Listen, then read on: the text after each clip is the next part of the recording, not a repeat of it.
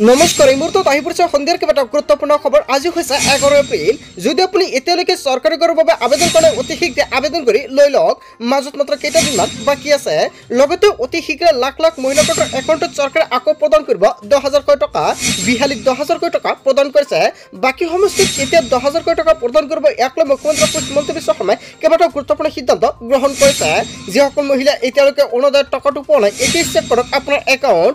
যদি তালিকাত আপোনাৰ নাম থকা সত্ত্বেও আপুনি টকাটো পোৱা নাই, তেনে ক্ষেত্ৰত লগে লগে দিয়ক অভিযোগ। তাৰ বাবে চৰকাৰে টোল ফ্ৰী নম্বৰ মুকলি কৰিছে। কেৱল ইয়াই নহয়, পি এম কিষাণৰ একাউণ্টত চৰকাৰে সোমাই দিব 2,000 টকা।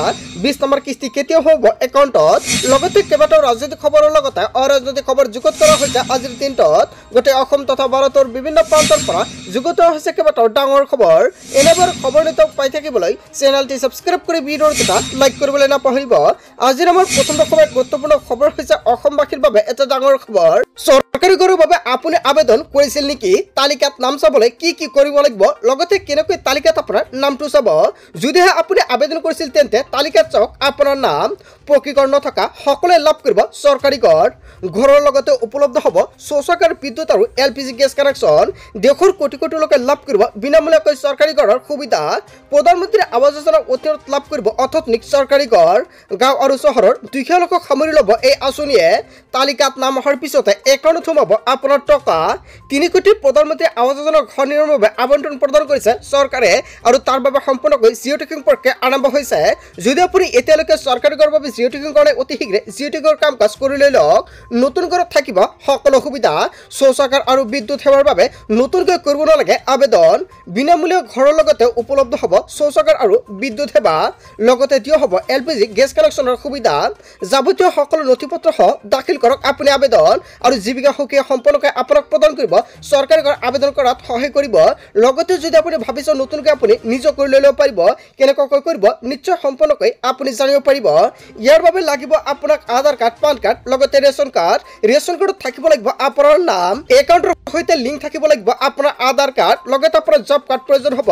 এইকেইখন নথিপত্ৰ হ'লে আপুনি কৰ্তব্য অনলাইনৰ মাধ্যমতে কৰিব পাৰিব চৰকাৰী ঘৰৰ বাবে আবেদন। যিসকল ব্যক্তি এতিয়ালৈকে ঘৰৰ বাবে আবেদন কৰা নাই, অতি শীঘ্ৰে আবেদন কৰি লৈ লওক। মাজত মাত্ৰ 3টা দিন বাকী আছে। তাৰ পিছত বন্ধ হৈ যাব PMAY চৰকাৰী ঘৰৰ জিঅ' টেকিংৰ কাম কাজ। তাৰ পিছত অসমবাসী ৰাজক জনাইছে আমাৰ পৰৱৰ্তী খুবেই গুৰুত্বপূৰ্ণ খবৰ। লগতে ডাঙৰ খবৰ, পূৰ্বতকৈ আপোনাৰ বিদ্যুতৰ বিল বেছি আহি আছে নেকি? আপোনাৰ বিদ্যুৎ মিটাৰত বিসংগতি ধৰা পৰিছে নেকি? APDCLৰ তৰফৰ পৰা গ্ৰাহকলৈ কৰা হৈছে ডাঙৰ ঘোষণা। স্মাৰ্ট মিটাৰ সন্দৰ্ভত যিকোনো সমস্যাৰ বাবে মুকলি কৰা হৈছে ফোন নম্বৰ। বিদ্যুৎ বিল বেছি হোৱাক লৈ আপুনি কৰিব পাৰিব প্ৰশ্ন। যদিহে আপোনাৰ অধিক বিদ্যুতৰ বিল দিবলগীয়া বাকী আছে, সেয়া সহজতে পৰিশোধ কৰিব পাৰিব আপুনি। দুটাকৈ নম্বৰ মুকলি কৰিছে APDCLৰ তৰফৰ পৰা। নম্বৰ দুটা হৈছে অনলাইন অনটো, আনটো নম্বৰ হৈছে 7575999666 নম্বৰ। এই নম্বৰত আপুনি হোৱাটছআপযোগে জনাব পাৰিব আপোনাৰ সমস্যাৰ কথা। support@apdcl.org আপুনি মেইল কৰি জনাব পাৰিব আপোনাৰ সমস্যা। যদি আপোনাৰ বিদ্যুৎ মিটাৰত আগতকৈ বিদ্যুৎ বিল বেছি আহিছে, তেনে ক্ষেত্ৰত দিব পাৰিব অভিযোগ। লগতে আপুনি ভিডিঅ' কৰি সম্পৰ্কে হোৱাটছআপত শ্বেয়াৰ কৰিব পাৰিব। আপোনাৰ কি কি সমস্যা আছে লগে লগে সমাধান কৰি দি দিব। তাৰ পিছত অসমবাসী ৰাজক জনাইছে আমাৰ পৰৱৰ্তী খুবেই গুৰুত্বপূৰ্ণ খবৰ। লগতে ডাঙৰ খবৰ, ই শ্ৰমত নাম পঞ্জীয়ন কৰা শ্ৰমিকৰ বাবে ডাঙৰ ঘোষণা। দুৰ্ঘটনাত মৃত্যু হোৱা বা অংগক্ষত শ্ৰমিক লৈ আৰ্থিক সাহায্য প্ৰদান কৰিব চৰকাৰে। দুৰ্ঘটনাত মৃত্যু হোৱা শ্ৰমিকৰ পৰিয়াললৈ 2 লাখ টকাৰ আৰ্থিক সাহায্য প্ৰদান কৰা হ'ব। দৃষ্টিশক্তি হেৰুৱাই পেলোৱা অথবা দুখন হাত বা হেৰুৱাই পেলোৱা শ্ৰমিকলৈ 2 লাখ টকা চৰকাৰে প্ৰদান কৰিব। কেৱল এয়াই নহয়, শৰীৰৰ কোনো অংগ ব্যৱহাৰ অযোগ্য হৈ পৰা অংগক্ষত শ্ৰমিকলৈ 2 লাখ টকা। দুৰ্ঘটনাত এখন ভৰি বা এটা চকু শ্ৰমিক লৈ 1 লাখ টকাৰ আৰ্থিক সাহায্য প্ৰদান কৰা হ'ব। শ্ৰম কল্যাণ বিভাগৰ তৰফৰ পৰা কৰা হৈছে এই ঘোষণা। ই শ্ৰম কাৰ্ডত নাম পঞ্জীয়নকৃত প্ৰতিজন শ্ৰমিকৰ বাবে কেইবাটাও গুৰুত্বপূৰ্ণ খবৰ আহি পৰিছে। যদি আপোনাৰ ই শ্ৰম কাৰ্ডটো বনাইছে, তেনে ক্ষেত্ৰত আপোনাৰ বাবে এটা ভাল খবৰ। যদি আপুনি এতিয়ালৈকে ই শ্ৰম কাৰ্ডটো বনোৱা নাই, অতি শীঘ্ৰে ই শ্ৰম কাৰ্ডত আপোনাৰ নামটো পঞ্জীয়ন কৰি লৈ লওক। আপুনি কেনেকৈ পঞ্জীয়ন কৰিব, কি কি নথিপত্ৰ লাগিব, যদি আপুনি নাজানে নিশ্চয় কমেণ্ট কৰি জনাব। সম্পূৰ্ণকৈ আপোনালোকক আন এটা ভিডিঅ'ত জনাই দিম আপুনি কেনেকৈ ই শ্ৰম কাৰ্ডৰ বাবে নাম পঞ্জীয়ন কৰিব। তাৰ পিছত অসমবাসী ৰাজক জনাইছে আমাৰ পৰৱৰ্তী খুবেই গুৰুত্বপূৰ্ণ খবৰ। লগতে ডাঙৰ খবৰ, জুম্মা নামাজ আদায় কৰি ৰাজপথে লাখ লাখ মুছলমান। ওয়াকফ আইনৰ বিৰুদ্ধে দেশজুৰি সাব্যস্ত কৰিছে প্ৰতিবাদ। ওয়াকফ আইনৰ বিষয়ত চৰকাৰৰ হস্তক্ষেপ কোনো কাৰণতে মানি লোৱা নহ'ব। কেৱল এয়াই নহয়, একত্ৰিত হৈছে সকলো মুছলমান দল সংগঠন। মুছলমানৰ চৰকাৰলৈ ভয় কৰাৰ প্ৰয়োজন নাই বুলি এনেকুৱাকৈ মন্তব্য কৰিছে। মুছলমানে চৰকাৰলৈ ভয় কৰাৰ প্ৰয়োজন নাই, সকলো মুছলমান একগোট হৈ চৰকাৰৰ বিৰুদ্ধে যুঁজ দিয়াৰ আহ্বান জনাইছে। উত্তাল কৰি দিছে সমগ্ৰ পৰিস্থিতি। হয় বন্ধু-বান্ধৱীসকল, অৱশেষত উত্তাল কৰি তুলিছে সমগ্ৰ পৰিস্থিতি আৰু ইয়াক লৈ ৰাজ্যজুৰি ডাঙৰ প্ৰতিক্ৰিয়াৰ সৃষ্টি হৈছে। কেৱল ইয়াই নহয়, দেশজুৰি এনেকুৱাকৈ ঘটনা সংঘটিত হৈছে। চ' বন্ধু-বান্ধৱীসকল, ইয়াৰ বিষয়ত জনতাই কি ক'ব? যদি জনতাৰ কিবা ক'ব লগা থাকে নিশ্চয় আপোনাৰ মন্তব্যটো কমেণ্ট বক্সত জনাই দিব। তাৰ পিছত অসমবাসী ৰাজুক জনসমৰ পৰৱৰ্তী খুবেই গুৰুত্বপূৰ্ণ খবৰ, লগতে ডাঙৰ খবৰ, ৰেচন কাৰ্ডৰ লাখ লাখ হিতাধিকাৰীৰ বাবে নতুনকৈ আহি গ'ল ডাঙৰ খবৰ। ৰেচন কাৰ্ডত আপোনাৰ কোনো পৰিয়ালৰ কোনো সদস্যৰ নাম অন্তৰ্ভুক্ত হোৱা নাই নেকি? কিদৰে অন্তৰ্ভুক্ত কৰিব নতুন সদস্যৰ নাম? আপোনাৰ পৰিয়ালৰ কোনো সদস্যৰ নাম অন্তৰ্ভুক্ত হোৱা নাই নেকি? পৰিয়ালৰ প্ৰতিগৰাকী সদস্যই লাভ কৰিব বিনামূলীয়াকৈ ৰেচন। নাম নথকা সদস্যৰ নাম অন্তৰ্ভুক্ত কৰিব পাৰিব ৰেচন কাৰ্ডত। ৰেচনৰ দোকানীৰ সৈতে ইয়াৰ বাবে প্ৰথমতে যোগাযোগ কৰিব লাগিব আপুনি। নতুন সদস্যৰ সকলো তথ্য পাতি যোগান ধৰিব লাগিব বিভাগীয় কৰ্তৃপক্ষক। নতুন সদস্যৰ বাবে Aadhaar card, PAN card, voter card থকাটো বাধ্যতামূলক। অনলাইন যোগে কৰিব পাৰিব আপুনি আবেদন। নতুন সদস্যৰ সকলো তথ্য গাঁও পঞ্চায়তৰ জৰিয়তে প্ৰত্যাশিত হোৱাৰ পিছতে অন্তৰ্ভুক্ত হ'ব আপোনাৰ নাম। EKYC কৰাৰ সময়তে কৰিব পাৰিব একেটা কাম। যদি কোনো লোকৰ মৃত্যু হৈছে তেনেহ'লে কৰ্তন কৰিব পাৰিব নাম। নতুন সদস্যৰ অন্তৰ্ভুক্তি আৰু কৰ্তনৰ কাম কৰিব পাৰিব। আবেদন প্ৰক্ৰিয়া সম্পন্ন হোৱাৰ পিছতে নতুন সদস্যই লাভ কৰিব 5 কিলোকৈ চাউল। যদি আপোনাৰ ৰেচন কাৰ্ড আছে, আপোনাৰ ঘৰৰ এজন বা দুজন ব্যক্তিৰ নাম যদি অন্তৰ্ভুক্ত কৰিবলগীয়া বাকী আছে অতি শীঘ্ৰে কৰি লৈ লওক, অন্যথা পিছত কিন্তু আপুনি কৰিব নোৱাৰিব। এই মাহৰ পৰা চৰকাৰে জোৰদাৰভাৱে আৰম্ভ কৰিছে ৰেচন কাৰ্ডত নাম অন্তৰ্ভুক্ত কৰাৰ প্ৰক্ৰিয়া। তাৰ পিছত অসমবাসী ৰাজুক জনসমৰ পৰৱৰ্তী খুবেই গুৰুত্বপূৰ্ণ খবৰ, লগতে ডাঙৰ খবৰ, আৰম্ভ হৈ গ'ল লাখপতি বাইদেউ আঁচনিত ধন লাভ কৰা প্ৰক্ৰিয়া।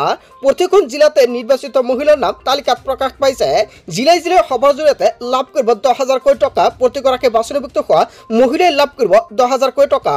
পৰৱৰ্তী পৰ্যায়ত লাভ কৰিব 25,000 আৰু লাভ কৰিব 50,000কৈ টকা। লাখপতি প্ৰত্যেকজন মহিলাৰ বাবে এটা ভাল খবৰ।